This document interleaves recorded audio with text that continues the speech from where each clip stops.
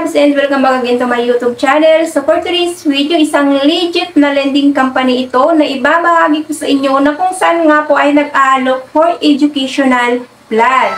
Student-friendly educational loans na kung saan nga po kung ikaw ay isang magulang or isang guardian na may pinapag-aral na isa, dalawa, tatlong anak, tamang-tama ito sa'yo dahil dito nga po ay nag-alok sila starting from 5,000 up to 40,000 pesos at maaari mo nga itong mabayaran starting from 6 months up to 24 months. And dito maaari mo nga itong magamit para sa pang-tuition, pangbili ng gadget, pangbayad ng thesis, for rent, for board exam, or for allowances.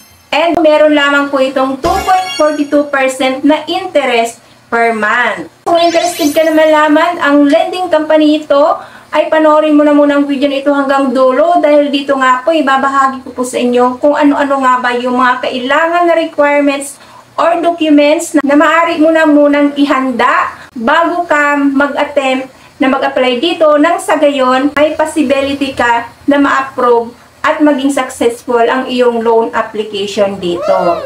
So bago yan, kung bago ka pa lang po dito sa aking YouTube channel, please consider to subscribe na muna and click mo na rin po ang notification bell dyan para naman lagi kang updated sa mga incoming videos na ina-upload ko dito sa aking channel.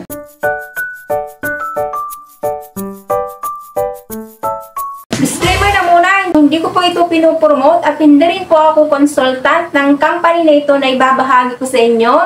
So, ano man pong makikita nyo or mapapanood nyo sa video na ito ay base lang din po ito sa personal kong karanasan habang ako po ay naglatry na mag-apply dito. So, it's up to you na po or nasa inyo pong desisyon po yan kung still ay susubukan nyo pa rin po itong applyan or hindi. So, ang tinutukoy ko nga po na lending company na ito na duly registered under Securities and Exchange Commission, IC Invest-Ed Philippines. At ilalagay ko na nga lang po ang link nila dito nang sa gayon if ever naman na susubukan nyo na mag-apply dito, maaari nyo na lamang po itong mabuksan para directly mapunta po kayo sa kanila pong website. So hindi nyo na po kailangan ditong mag-download or mag-install dahil mismo dun sa kanila pong website, maaari na po kayo doon mag-process ng inyo pong application via online. So, after nyo nga po ma-open ito sa Invest-Ed Philippines sa kanila pong website, makita nyo po kaagad dyan ang kanila pong homepage. So, Invest-Ed has helped thousands of students from 2,162 universities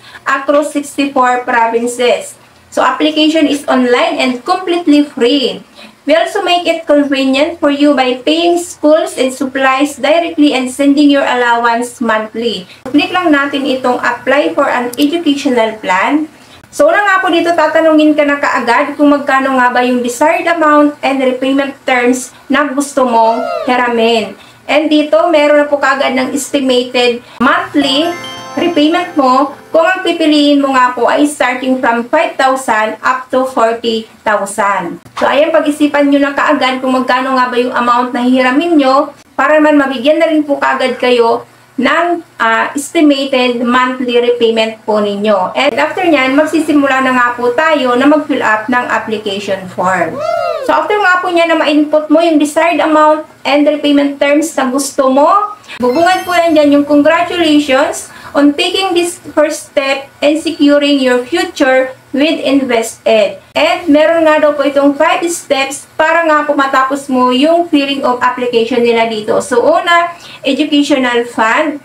Pangalawa, personal information. Pangatlo po ay address information. Pang-apat ay academic information. And last nga po dito ay terms and conditions. Paalala na po natin kaagad na dito po ang mag-fill up po ng form po nila dito ay yung mismong estudyante na kukuha ng loan. So, kung ikaw nga po ay guardian or magulang ng estudyante, so mag-a-assist ka na nga lang po kapag may mga information na kailangan ang assessment ninyo. First step nga po dyan ay educational fund. So, i-input mo na nga po dito kung magkano nga yung napagka-desisyonan mo na amount na hihiramin mo. So, dito nga po makakapamili ka kung ang hiramin mo ay 1,000 up to 10,000, 10,001 up to 20,000, 20,001 to 30,000, 30,001 to 40,000. Next, what is the fund for? So, pang tuition fee ba? For gadget, rent, board exam, thesis allowance, or others. So, mamili lamang po kayo dyan. Check nyo lamang po yung box na yan. How did you learn about InvestEd? Sa social media ba? Online search? Through my school? Referred by an investee? Through a friend? Next ay personal information. So, first name, middle name, last name, suffix name, sex, marital status, and date of birth. Personal email address, mobile number, and secondary mobile number. And pangatlo nga po ay address information. So, hingin po dito yung permanent and current address po ninyo. And fourth ay academic information.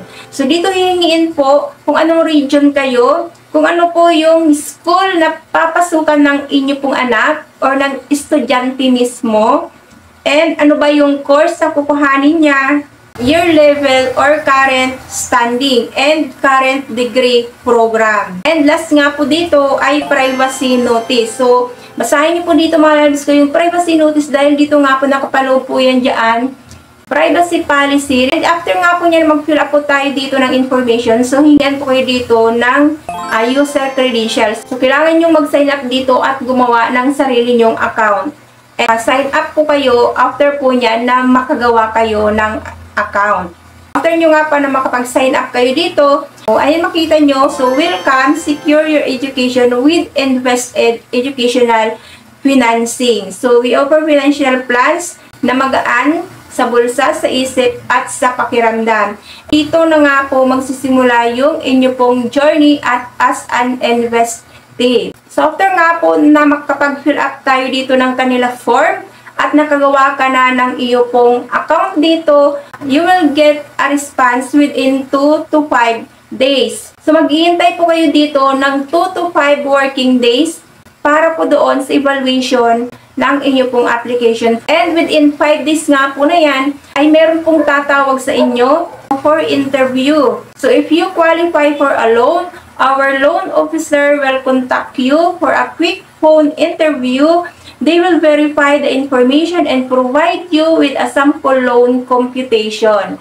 So, doon nga lang po mga lalabs ko sa unang step ng pag-filling up ng application for evaluation na po yun. So, doon pa nga lang po, once nga po na ma-approve na po kayo or makapasa kayo doon sa pag-fill up nyo ng inyo pong application, yun na nga po yung chance na number 2 ay mag-i-interview na po sila sa inyo regarding po doon sa kung ano po yung mga information na na-input po ninyo doon sa kanila pong form. Siguraduhin nyo na lamang po na tama at tugma or totoo yung mga information na nakalagay po ninyo doon sa inyo pong application form para nang sa gayon, sa step 1 pa lang, ay maipasa nyo na po yung evaluation ng iyo pong application. And third nga po dito, after nga po na ma-interview ka dito, so yun na nga po yung chance or yung possibility mo na ma-approve ka na sa kanila pong educational plan.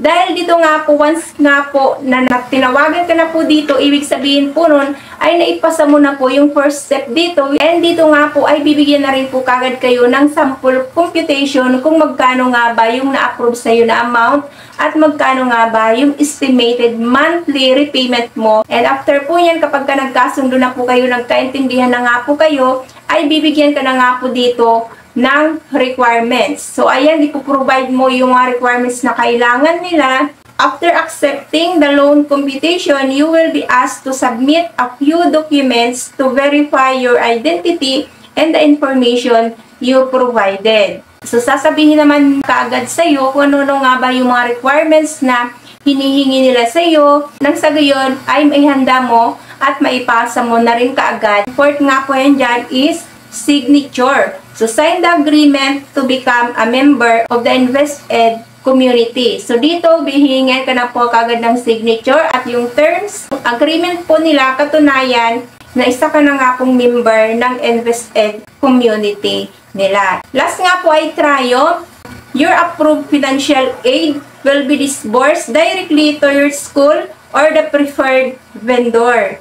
So, ganoon lang po kadali, mag-apply nga po dito sa InvestEd Philippines. And dito nga po, to prove na legit nga po yung lending company na ito, meron na nga po ditong nag-review or nagbigay na nga po ng feedback nila.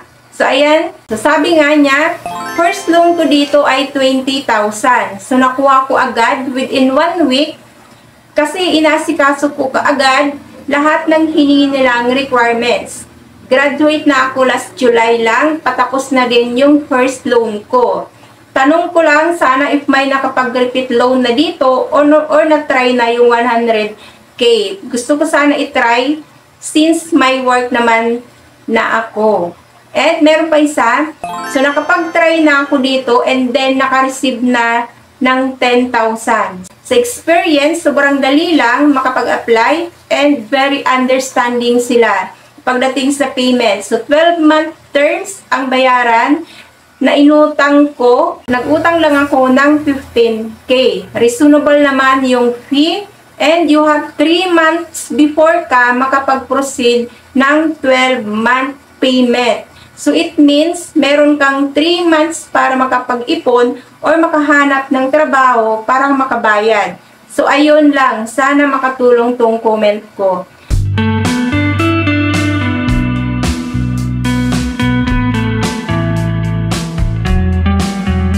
Kagandahan pala dito, so binigyan ka pa dito ng 3 months na allowance bago ka mag-start na mag-repayment. Kailangan dito ay maihanda mo na kaagad, maaskaso mo nga po kaagad yung mga requirements na kailangan nila, ma-process kaagad at gayon within 5 days na po na yan ay makuha mo kaagad or may release kaagad yung pera na nahiram mo. So ayun na po muna mga lalabs ko. So sana nakatulong yung video na ito.